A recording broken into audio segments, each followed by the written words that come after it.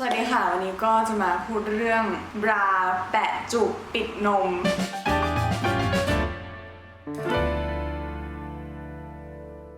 เรียกว่าอะไรวะบาปิดนมแปะจุกต่างๆนะที่จะเอามาพูดถึงในวันนี้ก็จริงๆคือหลายๆคนถามเพราะว่ามันจะมีพวกชุดเสื้อผ้าที่แบบใส่ชุดชั้นในแล้วมันเห็นแล้วมันไม่สวยเลยคือจริงๆเพราะว่าจุดประสงค์หลักของการที่เราแปะจุกหรือว่าแปะนมอะไรเงี้ยก็ต้องการให้มันเป็นแบบเพื่อความสวยงามเวลาที่เราใส่เสื้อผ้าที่มันค่อนข้างจะแบบว่าวาบวิวนิดนึงมีความโปนิดนึงคือเห็นหลังโชว์หลังหรือเกาะอกหรือว่าแบบพวกสายเดี่ยวต่างๆหรือเสื้อผ้าประมาณนี้ที่แบบมันเห็นชุดชั้นในแล้วมันจะดูไม่งามอะไรเงี้ยก็อย่างชุดนี้เนี่ยชุดแรกก่อนเลยอันแรกที่ฟ้าจะพูดถึงคือที่แปะจุกนมไอ้พวกแปะจุกนมคือฟ้าว่ามันเหมาะสำหรับวันที่เราต้องการความสบายมากๆคือไม่ต้องการอะไรมา cover อยากจะโนบราแหละแต่ว่ามันไม่อยากให้มันดูโป๊ก็แปะจุกนมปิดเอาไว้เพื่อให้มันไม่รู้สึกว่าใส่เสื้อผ้าแล้วมันดูเหมือนเราใส่โนบราอะไรเงี้ยใส่โนบราก็คือไม่ใส่อะไรบอกก็คือแบบเหมือนเราโนบราอะไรเงี้ยแต่ว่าอย่างชุดเนี้ยฟ้าก็เลือกที่แบบผ้ามันหนาหน่อยไม่ใช่ว่าแบบใส่แปะจุกแล้วแบบใส่ผ้าบางมากๆอะไรเงี้ยคือฟ้ามันก็จะไม่เหมาะกันซึ่งแปะจุกมันจะมีประมาณ2แบบก็คือแบบผ้าแล้วก็แบบที่เป็นซิลิโคนนิ่มๆซึ่งอันที่ฟ้าใส่อยู่ตอนนี้มันเป็นแบบผ้าปกติแบบซิลิโคนฟ้าก็มีแต่ว่าฟ้าไม่ได้ใช้นานแล้วพอเหมือนมันเก็บไว้นานเกิน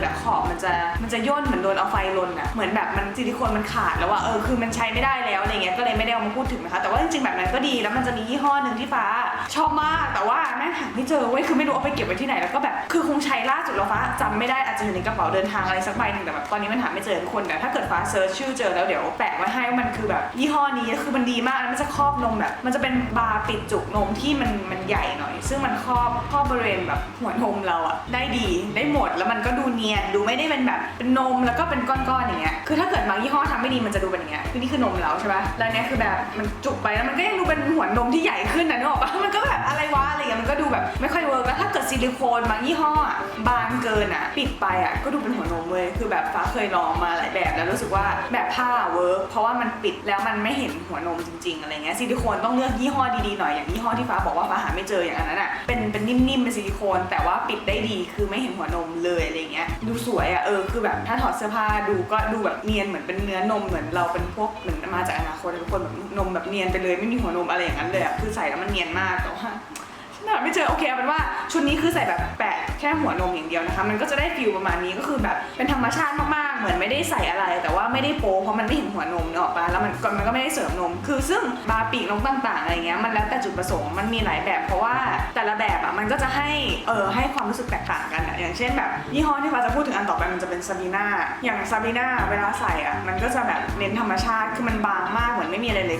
แค่โอบกระชับนมเราให้มันเป็นทรงแล้วก็เหมือนแบบให้เรารู้สึกปลอดภัยขึ้นอีกนิดนึงจากอันนี้นึกออกปะเพราะอันนี้มันไม่ปิดอะไรเลยแล้วก็ใส่สำหรับเสื้อผ้าหนาๆได้อันนี้ก็คือเหมาะกับเดี๋ยวเอาอันนี้ก่อนเอาแบบแปะจุกธรรมดาก่อนแปะจุกธรรมดาเหมาะกับเสื้ออย่างนี้เสื้อที่แบบผ้าหนาหน่อยหรือว่าเสื้อเชิ้ตที่แบบมีความโล่งๆโปร่งๆไม่ได้รัดรูปจนเกินไปไม่ได้รัดนมจนแบบเห็นว่าแบบนมเป็นทรงยังไงคือต้องแบบตัวโคร่งๆนิดนึงสำหรับฟ้านะอันนี้คือแล้วแต่ละคนอาจจะชอบใส่แปะจุกกับชุดอื่นๆก็ได้แต่สำหรับฟ้าคือแปะจุกมันเหมาะกับชุดที่แบบสบายๆนิดนึงผ้าหนานิดนึงหรือแบบตัวใหญ่หน่อยอะไรเงี้ยเดี๋ยวลองเอาเสื้อมาแบบใส่ให้ดูแล้วกันก็ประมาณนั้น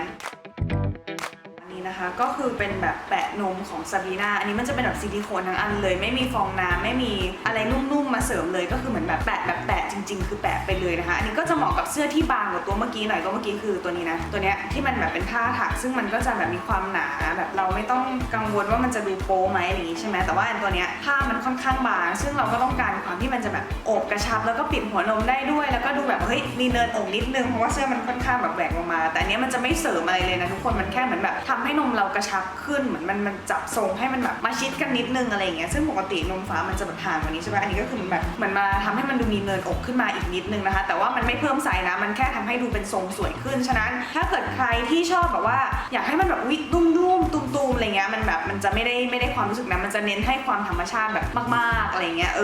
ก็เหมาะกับเสื้อแบบนี้สบายๆหลวมๆอะไรเงี้ยเสื้อผ้าบางๆใส่ได้เสื้อยืดบางๆก็พอได้แต่ว่าอาจจะต้องหลวมๆหน่อยแบบรัดรูปไปเลยอาจจะแบบไม่ได้อาจจะดูไม่เหมาะนะคะก็อันเนี้ยสบายๆแล้วก็แบบเนี่ยใส่ก็ไม่เห็นไม่มีเขาเรียกว่าอะไรไม่มีสายเสื้อในไม่มีรอยเสื้อในมานึกออกว่ามันก็จะรู้สึกแบบโอเคโล่งๆสบายๆแล้วก็แบบดูไม่โป๊ด้วยดูแบบเป็นทรงที่ดูโอเคแบบก้มอะไรก็แบบมีเนินอกนิดนึง ไม่ได้ดูแบบไม่มีนมเลยอะไรอย่างเงี้ยมันก็ช่วยได้แบบเก็บทรงได้ดีแต่ว่าไม่ได้นมใหญ่ ไม่งงเนาะอันนี้เข้าใจได้ว่าแบบเน้นธรรมชาติแต่ว่ายังให้ความสวยงามของรูปทรงที่ดีอยู่ประมาณนี้นะคะชุดสุดท้ายแบบพี่ฟ้าเสริมนมมาเหรอคะเปล่านะคะทุกคนอันนี้คือแบบว่าเราแค่เปลี่ยนชุดชั้นในก็ดูเหมือนว่าเราไปทำหน้าอกมาได้นึกออกปะเพราะว่าตัวนี้คือของบูมราซึ่งเพราะว่าดังอยู่แล้วอันนี้เคยดูจากของพี่ Blacklist Secret แล้วเขาพูดเรื่องบอกว่าบาร์แปะนมที่มันแบบมันเป็นความลับของผู้หญิงเนี่ยเราไปดูแล้วยี่ห้อนี้คือแบบสุดปังจริงคนคือมันแบบดูดิคือนึกออกปะคือแค่เห็นด้วยตาก็รู้แล้วว่ามันทำให้นมเราใหญ่ขึ้นมากๆนะคะก็คือเขาจะมีฟองน้ำเหมือนดันเราด้านข้างแบบเก็บด้านข้างให้เราอะแล้วก็กาวเขาค่อนข้างแน่นเลยทำให้เราสามารถโกยนมอะมาชิดกันได้ซึ่งแบบเนี้ยตอนเนี้ยก็คือแบบอยู่ทีก็แบบมีร่องนมมีเนินนมแบบนมใหญ่ขึ้นมาทันทีแล้วก็เสริมเนื้อด้านล่างให้มันดูเต็มขึ้นด้วยนึกออกปะพอจับแล้วก็แบบนมใหญ่ขึ้นเลยแบบพี่ฟ้าก็เสริมนมมาหรือเปล่านะคะก็คือเทคนิคก็คือใส่ชุดชั้นในแบบนี้นั่นเองเวลาที่จะใส่ชุดเนี้ยก็คือจะแบบอย่างเงี้ยแหละเสื้อที่อันเนี้ยก็ใส่ด้วยกันได้กับเหมือนตัวเมื่อกี้แต่ว่าข้อดีของอันนี้ก็คือเหมือนกับว่าถ้าเกิดเราต้องการที่จะแบบถ่ายรูปสวยๆอยากให้แบบดูมีหน้าอกอะไรเงี้ยสามารถใส่เสื้อผ้าที่มันรัดไปเลยเหมือนแบบพวกชุดว่ายน้ำมาได้บอดี้สูทอะไรเงี้ยใส่ได้แต่ว่าผ้าต้องหนานิดนึงคือเขาต้องมีความแบบรัดนิดนึงแล้วก็จะสามารถเก็บให้ของมันเนียนได้คือถ้าแบบตัวเนี้ยถ้ารัดจริงๆนะมันจะมีตรงนี้นิดนึงมันจะไม่ได้เนียนมากก็เป็นเสื้อที่แบบรัดไปเลยแบบรัดเลยอย่างเงี้ยได้สมมติรัดอย่างเงี้ยมันก็จะไม่เห็นแบบรัดแบบเสื้อรัดไปเลยโอเคแต่ว่าถ้าเกิดแบบว่าต้องการที่จะแบบว่าใส่แล้วแบบสบายๆเพราะมันไม่ค่อยสบายตัวนี้มันจะมีความแบบนึกออกปะด้วยความที่มันโกยเนื้อลงมาแล้วมันก็จะต้องแบบมีความแน่นอยู่ประมาณนึงมันก็จะไม่ได้ใส่แล้วรู้สึกสบายเหมือนกับตัวนี้ตัวเมื่อกี้ตัวเนี้ยคือมันแบบมันเบาๆสบายๆแบบมันชิวๆอะไรเงี้ยไม่ได้เน้นถ่ายรูปไม่ได้อะไรเน้นแบบใช้ชีวิตประจำวันปกติอะไรเงี้ยก็แนะนำว่าเป็นตัวนี้ดีกว่าเพราะมันสบายมากๆจริงๆเหมือนไม่ได้ใส่อะไรเลยแต่ว่าถ้าใส่ตัวเนี้ยมันจะมีความรู้สึกแบบอึดอัดนิดนึงด้วยความที่มันรัดเราตลอดเวลาแล้วมันก็แบบมันจริงๆมันมีแบบนี้ด้วยนะสายใสๆที่มันแบบเหมือนว่าเอาไว้ล้อมตัวล้อมจากตรงเนี้ยมาถึงอีกฝั่งนึงตรงเนี้ยล้อมให้มันไม่หลุดอะไรเงี้ยเผื่อว่าบางวันเราถ่ายงานแล้วเหงื่อแตกอะไรเงี้ยมันก็ไหลได้ซึ่งกาวมันก็อาจจะแบบไหลเนี่ยออกบ้านนมหลุดอะไรเงี้ยไม่โอเคมันก็ต้องมีสายรัดช่วยนิดนึงอะไรอย่างงี้นะคะก็ตัวเนี้ยคือฟ้าชอบมากตรงที่มันแบบมันดีต่อการถ่ายงานถ่ายรูปหรือว่าแบบนึกออกปะเน้นทำให้ใส่เสื้อผ้าสวยขึ้นเพราะมันดูแบบดูมีส่วนทรงดูมีเนินอกดูแบบดูมีความเป็นสรีระผู้หญิงอะไรเงี้ยก็มีความสวยงามแต่ว่าข้อเสียก็อย่างที่บอกมันอึดอัดแล้วมันก็แข็งเวลาที่แบบเดินชนก็คือรู้เลยว่าแบบอันนี้ก้อนอะไรเงี้ยมันก็จะแบบมันดูส่วนตัวไม่ชอบเองเพราะว่ารู้สึกว่ามันแข็งไปหน่อยคือถ้าเทียบกับพวกชุดชั้นในของ Victoria's Secret ที่มันเป็นฟองน้ำเหมือนกันอันนั้นอ่ะมันจะให้ความรู้สึกเหมือนนิ่มเหมือนนมจริงๆอันนี้มันเป็นฟองน้ำที่แข็งแต่ฟ้าไม่รู้ว่าด้วยความที่มันเป็นแบบดันทรงด้วยหรือเปล่ามันเลยจำเป็นต้องแข็งอะไรเงี้ยไม่รู้ว่ามันมีแบบยี่ห้ออื่นที่มันแบบดันทรงแต่ว่าฟองน้ำนิ่มไหมอะไรเงี้ยอาจจะมีก็ได้นะแต่ว่าอันนี้ก็ส่วนตัวก็คือชอบภาพลักษณ์ที่มันแบบได้ออกมาจากใสอะไรเงี้ยก็คือดูแบบหุ่นดีดูสวยดูมีนมประมาณนี้นะคะฟ้าไม่แน่ใจว่าของบูมบามันมีแบบแปะจุกแยกเลยมีไหมนะแต่ว่าก็ยี่ห้อนี้ถือว่าดีนะราคาก็ถูกด้วยแบบราคาหลักร้อยอะไรเงี้ยแล้วก็ได้ของที่แบบคุณภาพโอเคคงทนใช้ได้หลายครั้งอันนี้คือเคยใส่ลงน้ำด้วยแล้วก็เอามาใช้ต่อได้ไม่ได้เยินไม่พังมากนะคะคือใช้ได้หลายครั้งค่อนข้างดีสมราคาคุ้มค่าอยู่อะไรอย่างเงี้ยประมาณนี้เดี๋ยวขอแปะกาวก่อนเดี๋ยวกาวแห้งต้องพูดวิธีดูแลรักษานิดนึงไหมไม่งั้นเดี๋ยวอยากเห็นด้านข้างอะค่ะว่านี่มันเทปบะขนาดไหนมันก็ไม่ใหญ่ขึ้นอะนมใหญ่อะให้นมลูกได้เลย กินนมไหมลูกนี่ขนาดใส่เสื้อหลวมนะเนี่ยจริงถ้าใส่เสื้อลากดาวทุกคนแม่นมตัดผ้าไปค่ะอยู่นี้ก็เป็นแม่นมแบบ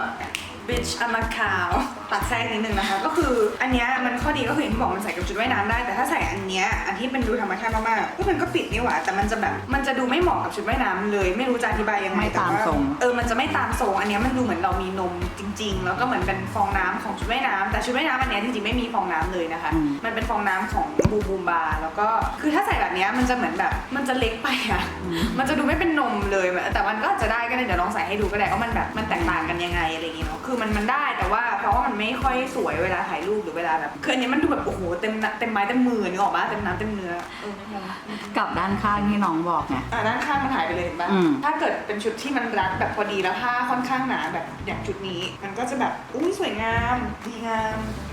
มสวยแหละ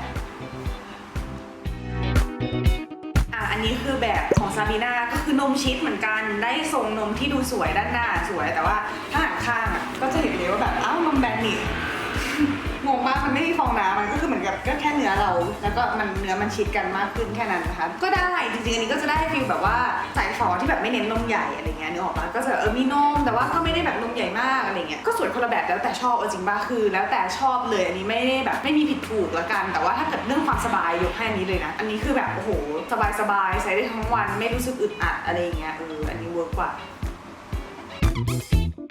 เดี๋ยวพูดเรื่องวิธีการดูแลรักษานิดนึงเวลาที่ซื้อมาเขาจะมีแบบนี้มาให้เป็นเหมือนแผ่นพลาสติกบางๆที่ไม่ใช่แผ่นแบบถุงของมันนะมันจะเป็นแบบบางๆเอาไว้แปะเพื่อเก็บสิ่งนี้เลยต้องเก็บรักษาให้ดีเพื่อให้กาวมันไม่หายไปไหนนะคะเวลาเราใช้ก็เก็บพวกนี้ส่วนใหญ่จะล้างน้ำเปล่าได้นะคะเนี่ยล้างข้างนอกด้านนอกตรงกาวก็ล้างได้ไปตากให้แห้งแล้วก็เอาอันนี้มาปิดอะไรเงี้ยแต่ว่าก็ดูเอาละกันเพราะแต่ละยี่ห้อก็อาจจะมีวิธีการรักษาไม่เหมือนกันแต่คิดว่าอีแผ่นเนี้ยห้ามทำหายเด็ดขาดไม่งั้นคุณก็จะต้องใช้ถุงพลาสติกอะไรโง่ๆมาแปะนะมันอาจจะไม่เหมาะมันไม่โค้งเลยมันไม่โค้งเว้าตามอันนี้แล้วก็เมื่อกี้แอบถ่ายพวกแบบซิลิโคนที่มันแบบไม่ค่อยเวิร์กแบบแปะนมที่ไม่ค่อยเวิร์กมาให้ดูด้วยเพราะว่าไอ้พวกนั้นน่ะเหมือนแบบว่าถ้าเก็บไปนานๆอาจจะเป็นที่ฟ้าเก็บรักษาไม่ดีด้วยเหมือนแบบตรงแถวนมด้านหน้ามันจะยับพอมันยับเวลาใส่เสื้อรัดๆอะไรเงี้ยมันเห็นเลยว่ามันเป็นร่องลงไปอะไรเงี้ยมันก็จะแบบนมเป็นร่องงงหัวนมเป็นร่องอะไรเงี้ยไม่ได้แล้วก็จะไม่เวิร์กนะคะเวลาสำหรับใส่นานๆแต่อันเนี้ยไม่มีปัญหาเรื่องการยับแน่นอนซึ่งฟ้าก็รู้สึกว่ามันคงทนมากๆอันเนี้ยซื้อมานานแล้วก็ยังใช้ได้อยู่ก็เลยรู้สึกว่า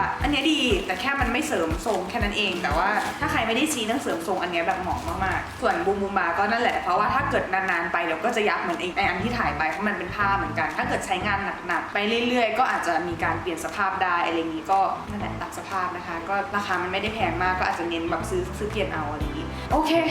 ประมาณนี้สำหรับบาร์ปีกนกแปะจุกต่างๆสำหรับผู้หญิงนะคะก็ผู้หญิงเนาะอันนี้คือคิดว่าบอกหมดแล้วเท่าที่เป็นประสบการณ์ส่วนตัวของตัวเองนะคะก็หวังว่าจะชอบกันถ้าเกิดอยากให้ทำคอนเทนต์อะไรที่เกี่ยวกับผู้หญิงอีกหรืออยากพูดคุยเรื่องอะไรก็คอมเมนต์มาคุยกันนะคะไว้เจอกันคลิปหน้าค่ะบ๊ายบายถ้าชอบฝากกดไลค์ด้วย